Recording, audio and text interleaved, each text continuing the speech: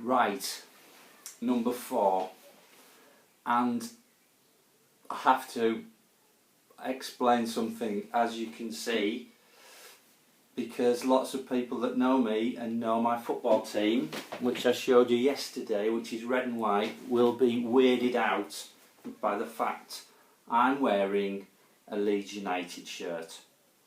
Right, brief explanation.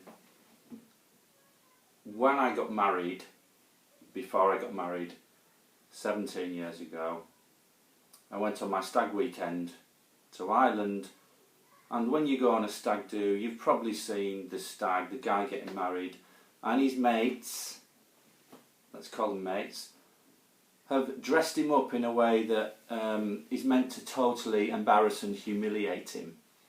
Most of the time people put people in like a bikini or a dress. Well, my mates knew what would really hurt more than a bikini or a dress, more humiliating to me. They bought me a Leeds United kit and made me wear it for the weekend. So this is only the second time in existence that this has been out of my bottom drawer. So I put it on in solidarity with football fans everywhere, in solidarity with some of my Leeds United supporting friends in Northallerton, friends in Thirsk. Many of the lads and lasses at school support Leeds too, so this is for you guys. I'm doing this for you because this is about football. This isn't just about my team. Because in this 4th extract, Nick Hornby explains what it's like to be there or to watch your team score in the last minute in a big game.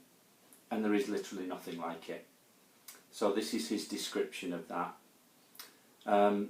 Just to put it in context for everybody, in 1989, Arsenal had to go to Liverpool and win the game at Liverpool by 2 goals, by 2 clear goals, to win the championship. Nobody gave them a chance. And this is Nick Hornby, as the Arsenal fan, describing the final moments. He gets to it. I didn't go to Liverpool. I couldn't get tickets.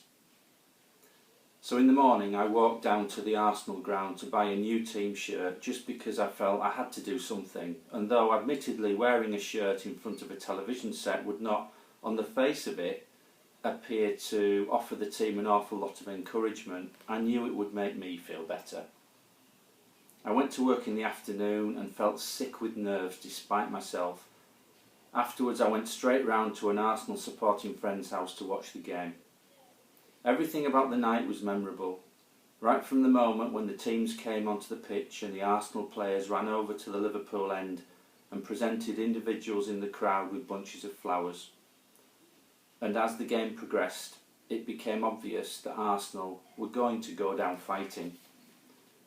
I got excited when we scored right at the beginning of the second half, and I got excited again about 10 minutes from time. Don't forget we needed to win by 2 clear goals. When Thomas had a clear chance and hit it straight at the keeper. But Liverpool seemed to be growing stronger and to be creating chances at the end, and finally, with the clock in the corner of the TV screen showing that the 90 minutes had passed, I got ready to muster a brave smile for a brave team. But with 1 minute left, Lukic bowled the ball out to Dixon, Dixon onto Smith, a brilliant Smith flick on, and suddenly, in the last minute of the last game of the season, Thomas was through, on his own, with a chance to win the championship for Arsenal. The commentator on the TV yelled, "It's up for grabs now!"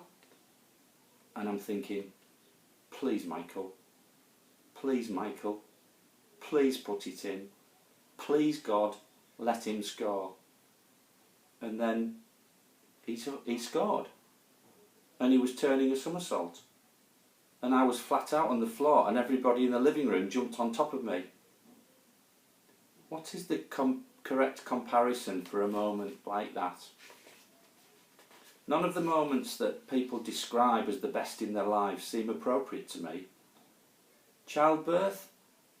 It must be extraordinarily moving, but it doesn't really have the crucial surprise element, and in any case lasts too long. Winning an award doesn't have the last minute time factor, nor the element of powerlessness that I felt that night. And what else is there that can possibly provide the suddenness? A huge lottery win maybe, but the gaining of large sums of money affects a different part of us altogether and has none of that communal ecstasy of football. There is then literally nothing to describe it. I've exhausted all the available options. I can recall nothing else that I've coveted and wanted for 2 decades, nor can I recall anything else that I've desired as both man and boy. So please, be tolerant of those who describe a sporting moment as their best ever. We do not lack imagination, nor have we had sad and barren lives. It's just that real life is paler, duller, and contains less potential for unexpected delirium.